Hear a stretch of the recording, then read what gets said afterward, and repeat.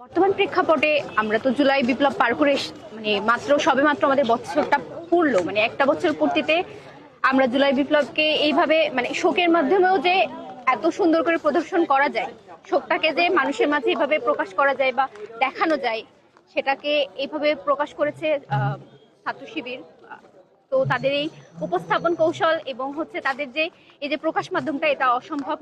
সাধুবাদ জানানো একান্ত আমার ব্যক্তিগত ইচ্ছা পোষণ করছি।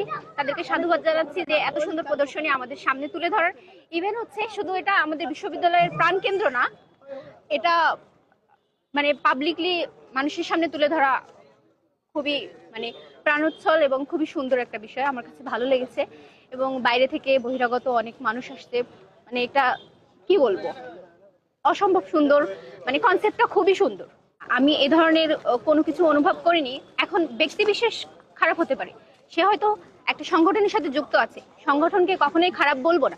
আমি সংগঠন কিংবা কোনো একটা প্রতিষ্ঠানকে কখনোই খারাপ বলবো না।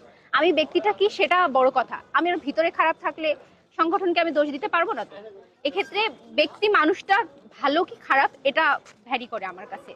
সেক্ষেত্রে বলবো যে শিবিরের ওনারা যারা আছেন, ওনাদের মধ্যে ভালো আছে, খারাপ আছে, থাকতেই পারে। কারণ আমি মানুষ পরিবর্তনশীল, এটা হতেই পারে। সেক্ষেত্রে ব্যক্তি বিশেষ কোনো সংগঠনকে আমি দায়ী করব না এটার জন্য।